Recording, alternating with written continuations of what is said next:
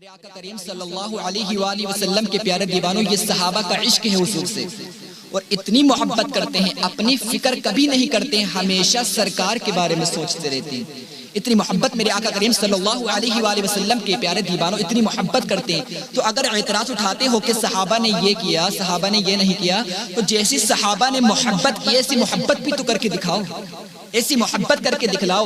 میرے آقا کریم صلی اللہ علیہ وآلہ وسلم کے پیارے دیوانوں، سچا عشق کرو میرے آقا صلی اللہ علیہ وآلہ وسلم سے۔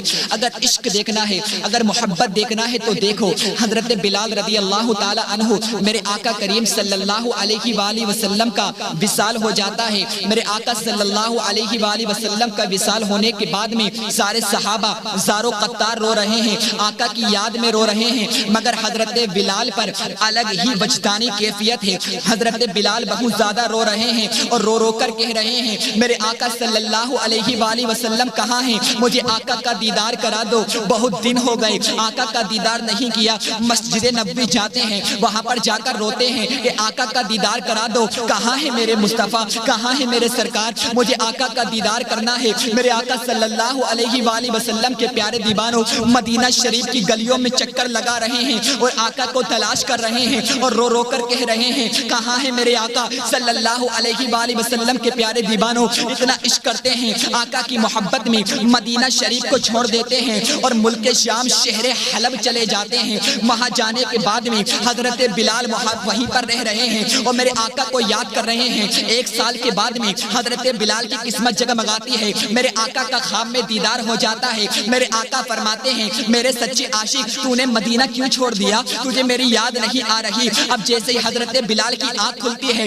اونٹنی پر سوار ہوتے ہیں، مدینہ شریف واپس چلے جاتے ہیں۔ مدینہ شریف جانے کے بعد میں مدینے کی گلیوں میں آقا کو تلاش کرتے ہیں کہ کہاں ہے میرے آقا، آقا کا دیدار کرا دو، بہت دن ہو گئے سرکار کا چہرہ مبارک نہیں دیکھا، آقا کی یاد آ رہی ہے، آقا کی یاد آ رہی ہے۔ مسجد نبوی جاتے ہیں، آقا کو تلاش کرتے ہیں، آقا نظر نہیں آتے ہیں اور رو رو کر کہہ رہے ہیں، میرے آقا کہاں ہیں، آقا کا دیدار کرا دو، آقا کے بنا میں نہیں جی سکتا، اب میں آقا کے بنا نہیں جی سکوں گا۔ آقا کے مزار اقدس پہ چلے جاتے ہیں اور روزہ مبارک پر حاضری دینے کے بعد میں وہیں پر بیٹھ جاتے ہیں، عرض کرتے ہیں، لبیک یا سیدی، لبیک یا سیدی، یا رسول اللہ، آپ کا غلام حاضر ہے، آپ نے بلایا تھا، آپ کا بلال آ گیا ہے، آپ کا نوکر آ گیا ہے، آپ کا غلام آ گیا ہے، آقا اب تو چہرہ دکھلا دو، اب تو اپنا دیدار کرا دو، بہت دن ہو گئے آپ کا دیدار نہیں کیا ہے۔ ادھر پورے مدینہ شریف میں یہ بات پتہ ہو جاتی ہے کہ بلال آئے ہیں۔ ایک سال کے بعد میں بلال پھر سے مدینہ آئے ہیں، سارے مدینے کے لوگ باہر نکل آتے ہیں،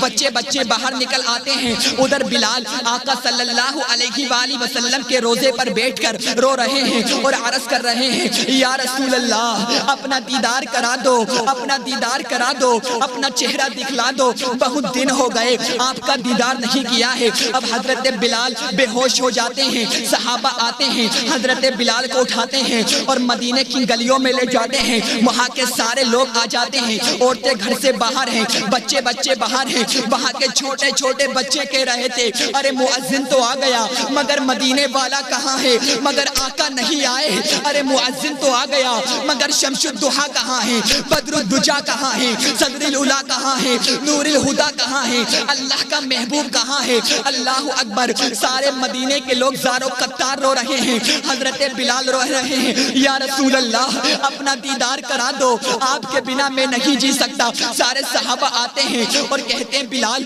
بہت دنوں کے بعد آئے ہو، بہت دنوں کے بعد تم تشریف لائے ہو، تم وہی اذان سنا دو جو تم آقا کو اذان سنایا کرتے تھے، اپنی اذان سنا دو، تمہاری اذان سننے کا بہت دل چاہتا ہے۔ حضرت بلال کہنے لگے، میں اذان نہیں سنا سکتا، میں اذان نہیں پڑھ پاؤں گا، میں اذان نہیں پڑھ سکوں گا۔ سارے صحابہ کہنے لگے، آخر تم اذان کیوں نہیں پڑھو گے؟ حضرت بلال کہنے لگے، میرے پیارے صحابہ، جب میں اذان پڑھتا تھا، اللہ اکبر، اللہ اکبر، اللہ اکبر، اللہ اکبر، اشہد ان لا الہ الا اللہ، اشہد ان لا الہ الا اللہ، اشہد ان محمد رسول اللہ، جب میں پڑھتا تھا تو سامنے گنبد خضرا کا چہرہ ہوتا تھا، آقا کا چہرہ سامنے ہوتا تھا، شمس الضحیٰ کا چہرہ سامنے ہوتا تھا، وہ ضحیٰ والا چہرہ سامنے ہوتا تھا وہ لیل والی زلفیں سامنے ہوتی تھی، ما زاغل بصر والی آنکھیں سامنے ہوتی تھی، ید اللہ فوق ایدیہم والے ہاتھ سامنے ہوتے تھے۔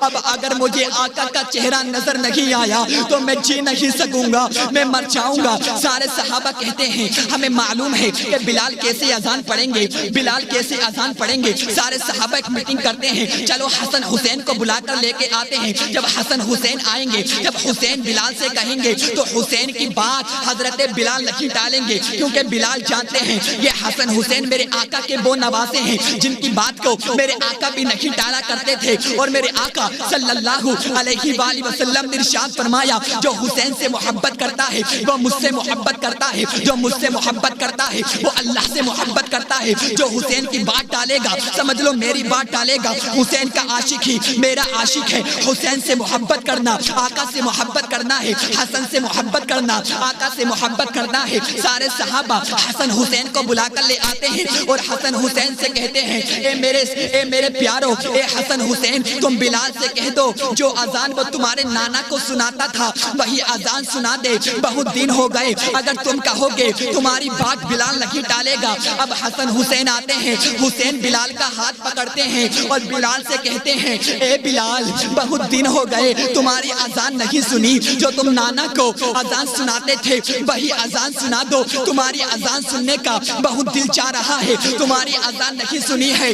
حضرت بلال کہتے ہیں ہاں بتاؤ میں کہاں اذان پڑھوں، تمہاری بات کو میں نہیں ٹال سکتا کیونکہ تمہاری شان تو یہ ہے، تمہاری بات تو آقا بھی نہیں ٹالتے تھے، تم تو اتنے مبارک لوگ ہو کہ تم لوگوں کو تو میرے آقا صلی اللہ علیہ وسلم اپنے کاندھے پر اٹھا کر تمہیں سواریہ کراتے تھے، مجھے بتاؤ کہاں اذان پڑھنا ہے۔ اب میرے آقا صلی اللہ علیہ وآلہ وسلم کے پیارے دیوانوں حضرت بلال کا ہاتھ پکڑ کر آقا حسین مسجد نبوی لے جاتے ہیں اور کہتے ہیں بلال اس مسجد کی چھت پر کھڑے ہو کر اذان پڑھو۔ اب جیسے ہی بلال اذان شروع کرتے ہیں اور اذان پڑھتے ہیں اللہ اکبر اللہ اکبر اللہ اکبر اللہ اکبر، اشہد ان لا الہ الا اللہ اشہد ان لا الہ الا اللہ اشہد ان محمد رسول اللہ۔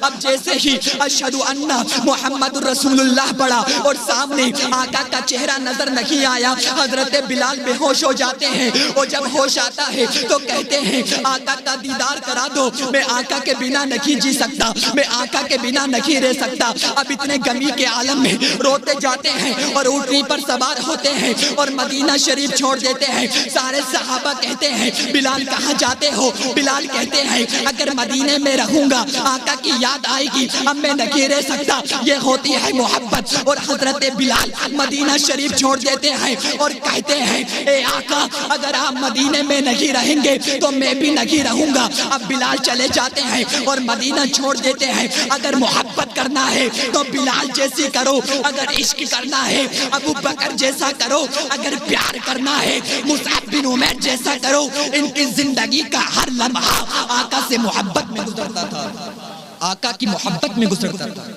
محبت ہوتی ہے تو ایسی ہوتی ہے۔ مدینہ شریف چھوڑ دیتے ہیں اور شہر حلب چلے جاتے ہیں، وہیں پر حضرت بلال اپنی زندگی کو گزارتے ہیں۔ تو آقا سے اتنا عشق ہونا چاہیے، آقا سے اتنی محبت ہونی چاہیے۔ میرے آقا کریم صلی اللہ علیہ وآلہ وسلم کے پیارے دیوانوں، جو آقا سے سچی محبت کرتا ہے وہ آقا پر سب کچھ قربان کر دیتا ہے، سب کچھ قربان کر دیتا ہے۔ اور جب تک کوئی کامل مومن ہو ہی نہیں سکتا، جب تک کہ وہ مومن کامل ہو ہی نہیں سکتا جب تک کہ وہ آقا سے سب سے زیادہ محبت نہ کرے، اپنی مال اپنی اولاد اپنی جان سے زیادہ جب تک حضور سے محبت نہیں ہوگی جب تک کوئی مومن کامل نہیں ہو سکتا۔ یہ عشق ہے، یہ محبت ہے۔ پھر مجھے بتاؤ کس نظریے سے تم کہتے ہو کہ آقا ہماری طرح ہے؟ سارے صحابہ تو اتنی محبت کرتے تھے۔ جب تم صحابہ کی زندگی کو فالو کرتے ہو پھر تم یہ کیوں کہتے ہو کہ آقا ہماری طرح ہے؟ تیری نماز آقا کی نماز کی طرح نہیں ہے، تیرا روزہ آقا کے روزے کی طرح نہیں ہے، تیرا چلنا آقا کے چلنے کی طرح نہیں ہے، تیرا بولنا آقا کے بولنے کی طرح نہیں ہے۔ اب مجھے بتا، تجھ پر 5 ٹائم کی نماز فرض ہے، مگر میرے آقا کے لیے فرمایا گیا وَمِنَ اللَّيْلِ فَتَحَجَّدْ بِهِ نَافِلَةً لَكَ۔ میرے آقا پر 6 نمازیں فرض ہیں۔ میرے آقا صلی اللہ علیہ وآلہ وسلم کے پیارے دیوانوں، اپنی نماز کو دیکھ، اپنے روزے کو دیکھ، اپنے حج کو دیکھ۔ تو روزہ رکھتا ہے، تیرے روزے میں افطار بھی ہے، تیرے روزے میں سحر بھی ہے، تو افطاری بھی کرتا ہے، تو فروٹس بھی کھاتا ہے، تو کھانا بھی کھاتا ہے۔ مگر میرے آقا صلی اللہ علیہ وسلم جب صوم وصال رکھتے تھے تو نہ کھانا ہوتا تھا، نہ پانی ہوتا تھا، کچھ بھی نہیں ہوتا تھا۔ صحابہ نقل کرنے کی کوشش کرتے ہیں، میرے آقا فرماتے ہیں تم میں کوئی نہیں ہے میری طرح،